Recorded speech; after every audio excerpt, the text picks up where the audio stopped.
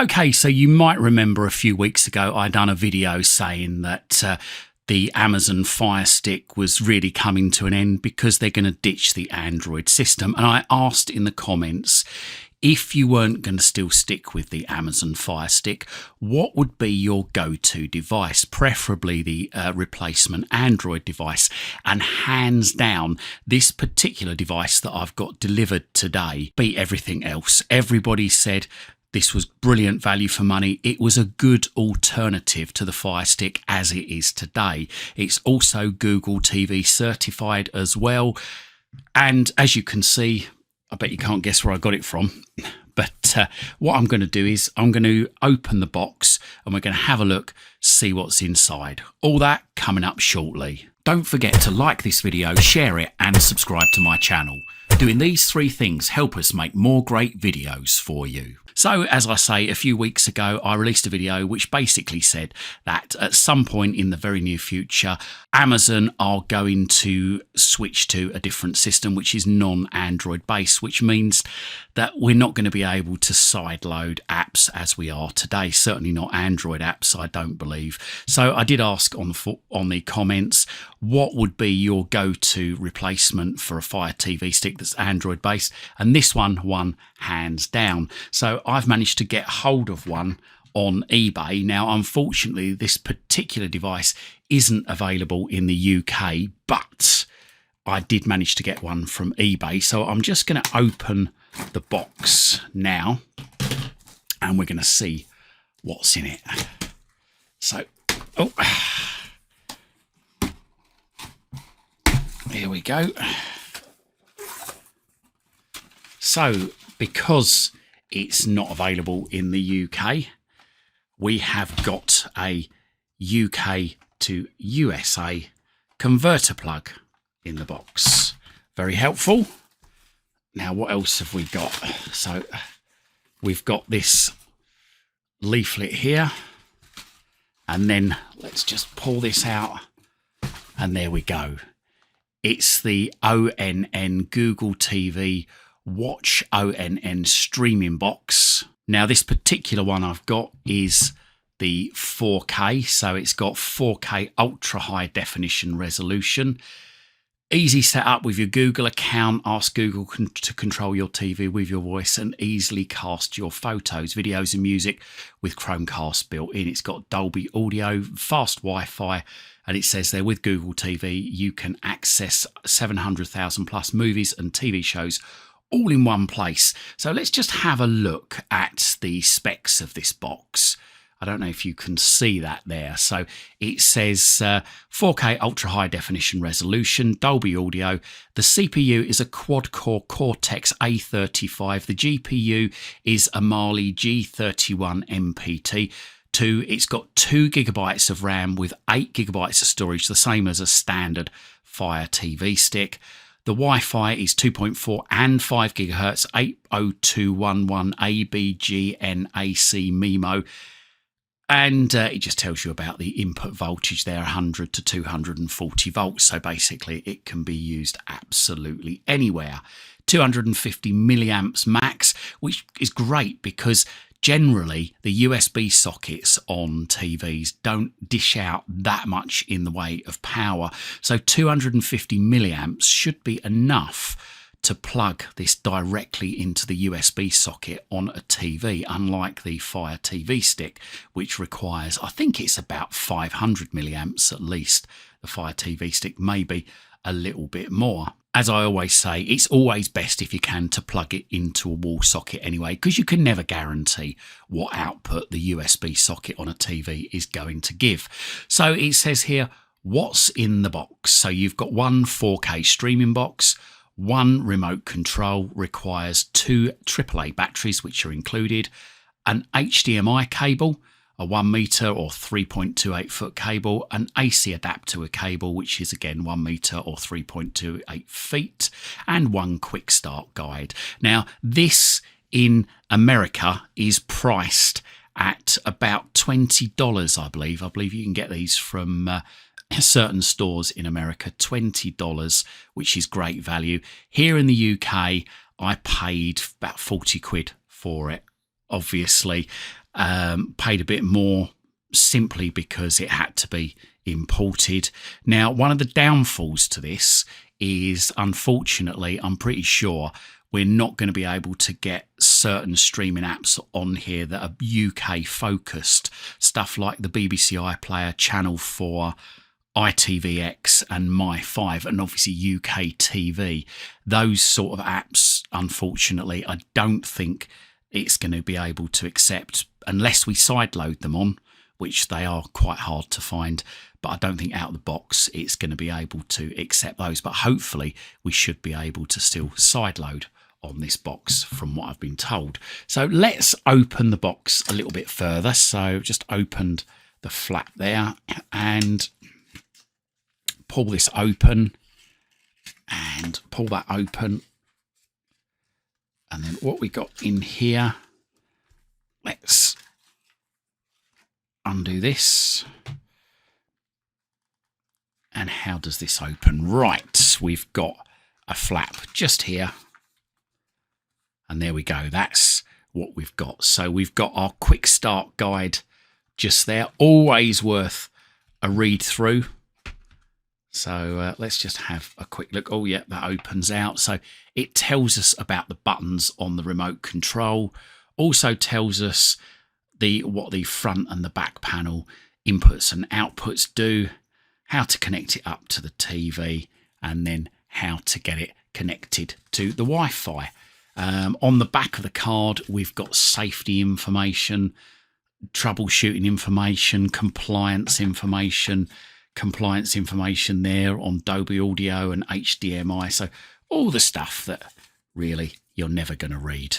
So let's go further into the box. So we have one US power cable just there. But like I say, we have got this converter, this tourist adapter there. We've also got in here the 4K box. So let's undo that. Let's just have a good look at that. Oh, just slide this out. And there we go. There's the ONN box. We've got the power connector on the front there. And we've got the HDMI connector on the back. There's also a button there, which I'm not too sure what that's for. I think that's something to do with resetting. There's another button or a light just there, but again, not sure what that's for. So we've got that there. Okay, next, I've just opened up the rest of the box. So as promised, our 1 meter HDMI cable and our ONN remote control. So we've got power up there, input. That I imagine takes us to our account. That is the equivalent of Alexa, so we can speak to Google. We've got settings button just there. Back, home, TV button, up and down the channels, mute, volume up and down, or it could be the other way around. And we've got some shortcut buttons there, just like we have on the Firestick. So YouTube, Netflix, Disney, and Paramount Plus. On the back here, oh, there we go. It tells you what this button is on the back of the box, how to pair the remote. Long press the reset button on the streaming device for 5 seconds, then follow the on-screen instructions to pair the device. So what we're going to do first of all is I'm just going to grab the box again, and we've got some batteries in there. We've also got this here adhesive tape. I imagine, is that to stick it to the back of your TV? Who knows? So, right, let's slide that down there and let's pop our batteries in. So there we go. Batteries go in opposite ways round. There we are. Slide the cover up. And there we go. We get a little green light now flashing on there. Okay, so what I'm going to do is I'm going to undo the extension lead, just like so. And okay, so what I'm going to do is I'm going to grab the HDMI cable and just take the wrapping off of it, like so. And one end I'm going to plug into a spare HDMI socket on the back of my TV. Just there. I say spare, it's the only one I've got. And the other end is going to go into the HDMI socket on the ONN box, that just there. So let's just plug that in like so. Yeah, that's it, it fits. And then we've got the power cable, which is going to go in there, just over there. And I believe this is the same power cable that is used on the Fire TV stick. So I'm going to be cheeky. I'm going to use that. So let's just plug that in to there like so. There we go. That's plugged in.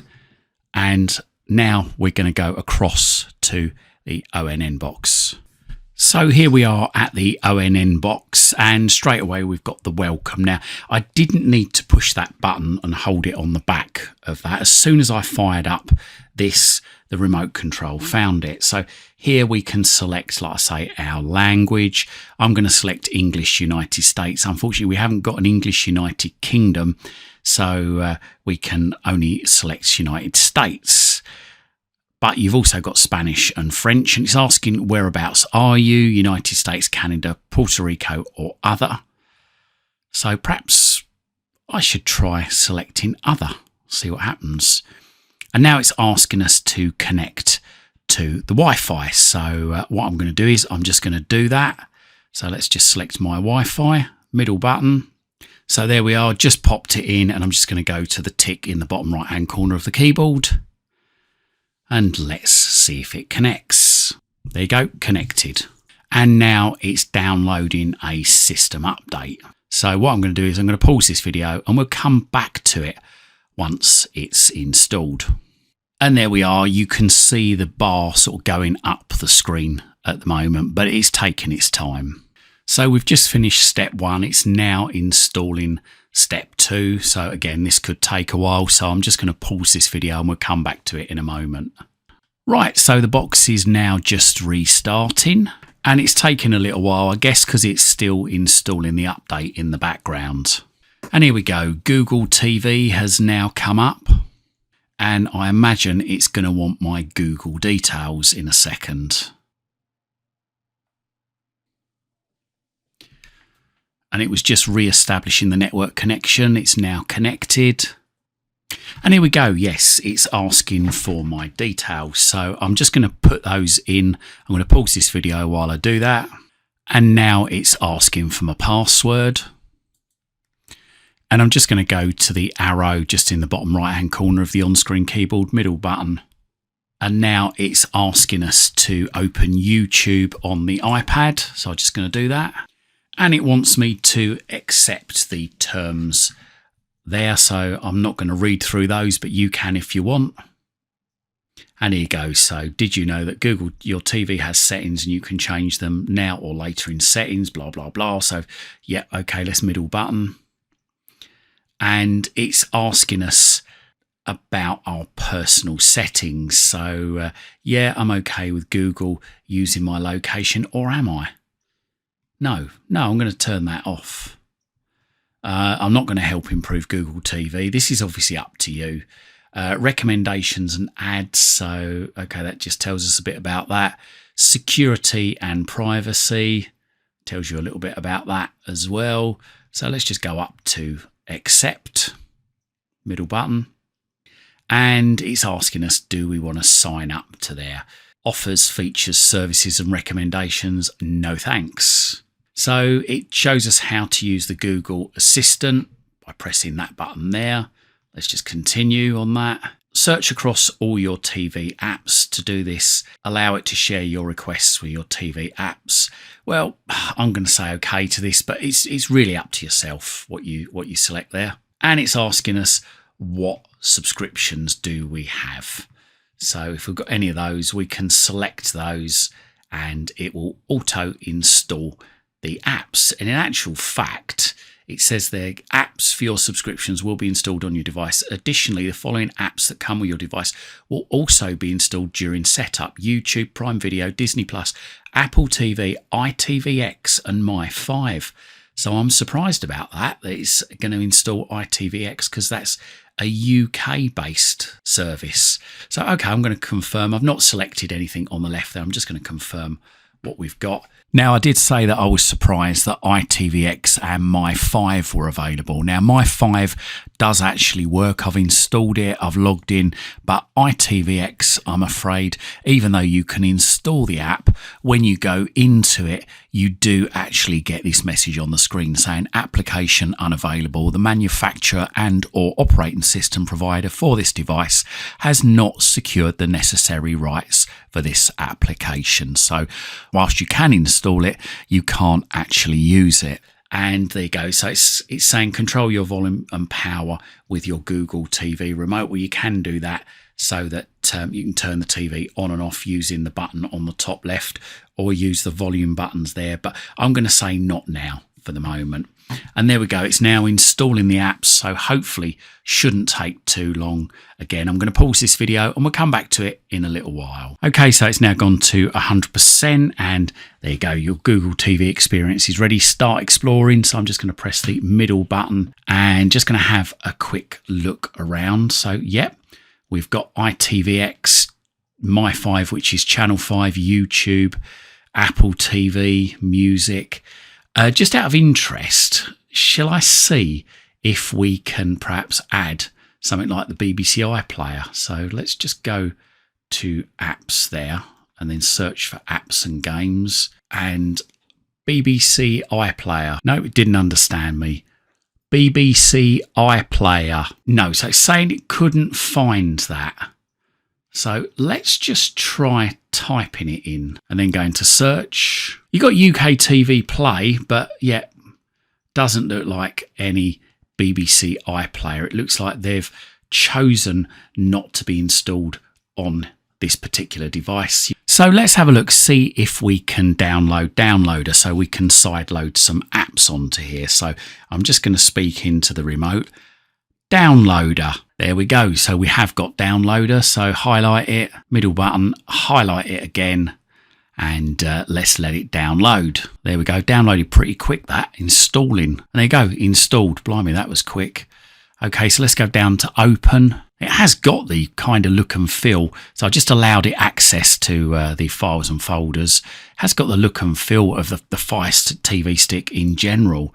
So let's just go to perhaps my store and just try downloading something. So I'm going to go to 21203 and then down to the button in the bottom right hand corner of the on-screen keyboard, middle button, and we're onto the store. So let's just go down perhaps and try and install, there you go, or sideload TV Bro. So let's go into that, close down any ads that come up. There we go, now downloading. Typically quite a large app to download, so I'm just going to pause this video while it's downloading. And there we go, very nearly finished downloading. Here we go, and it's now staging the app. And right, okay, so it says here, for your security, your phone currently isn't allowed to install unknown apps from this source. You can change this in settings. So let's go to settings and let's turn on Downloader. There you go, allowed. And straight away it said, do you want to install this app? So I'm just going to go to the left to highlight install, middle button, and there we go. It's now installing. There you go, app installed. So let's just go to done, and then I'll just go, while I'm in here, I'm just going to allow TV Bro to download apps as well. So I'm just going to turn that on. I'm going to press the back button, go back to this here, go to delete, go to the second delete, middle button, and then let's just go across to and up to home, back button a couple of times, and keep going back till we go back to the main page. So let's just have a look to see how much storage we've got. So I've gone right across to the right there, go into the settings cog, and then I'm going to go down to system and then across and then down to storage, and wow, 5.1 gigabytes free out of 8. Now, blimey, if that was a Fire TV stick, that would probably be about 3 gigabytes. Now, so 1.1 gigabytes are taken up by apps, 68 megabytes by cached data, and we've got 3.7 gigabytes available there to us. So yeah, sorry, I was getting myself a bit muddled there. So we haven't got a great deal of space, but probably still more than the Fire TV Stick, apart from obviously the 2nd gen 4K. So let's just go to apps. Let's have a look and see if we can remove some apps. So go into apps there, and there you go, see all apps. So there you go, we've got Apple TV that's been loaded. I don't want that, and it gives us the option to uninstall it. So let's uninstall that. Disney Plus, let's go into that and uninstall that. Okay. ITVX, don't really need it at the moment. My 5, again, can uninstall that because I don't need it. Let's go down to Netflix. Can't uninstall Netflix, but we can disable it if we don't want it. Prime Video, yes, we can uninstall that if we don't want it. Something you can't do on a Fire Stick. TV Bro, I just installed that. YouTube, you can't uninstall, but you can uninstall updates. YouTube Music, again, you can't uninstall it, but you can disable it. And let's just go into system apps there. These are things that really you should really leave alone, because if you start disabling stuff in here as they're part of the system, it might cause problems with your box. So after removing all those, let's go back to the settings and let's just have a look in the system and see how much storage we've now got. So there we go, we've used 859 megabytes. So there you go, we've got just shy of 4 gigabytes remaining. And I must admit, this is really quite snappy, to be quite honest with you. Just browsing round, it is very, very quick. If you're in the US for $20, this is absolutely great. Yeah, absolutely perfect. A brilliant replacement for the Fire TV Stick. Unfortunately, not as much storage as the new Fire TV Sticks, the 2nd generation 4Ks, but still got a really good amount of space and really good usability as well. Absolutely brilliant. If you're in the UK, like I say, it's going to cost you a bit more, and obviously other places around the world it's also going to cost you a bit more. Shame that we can't have the BBC iPlayer on here, but it isn't the be all and end all, the BBC iPlayer. Not for everybody. If you've already got a smart TV, the chances are the BBC iPlayer will be in the smart TV aspect of your TV already. Or if you've got a Fire Stick still, you could plug your Fire Stick into one of the other HDMI ports and use that for the BBC iPlayer. But yes, very, very impressed. And I will be doing some more videos on this at some point in the near future. So if you haven't done so already, hit that subscribe button so you see all these videos as soon as they're released. And I hope you like this video. If you did, hit that thanks button and please consider making a donation to this channel. Or if you're in the market for a Fire TV Stick, a Fire TV Cube, a VPN, or just want to have a look through my Amazon store, then we've got loads of links down below. Donating, buying or subscribing through those links really does help support this channel. It helps me to be able to buy more devices like this and review them, and also it enables me to dedicate more time into researching and bringing you these videos. And whilst you're at my YouTube channel, why not stick around? I've got thousands of other videos for you right here, right now, covering all sorts of subjects. Hopefully whilst you're here, you're going to find something to educate you, entertain you, amuse you, and maybe even save you some time and money.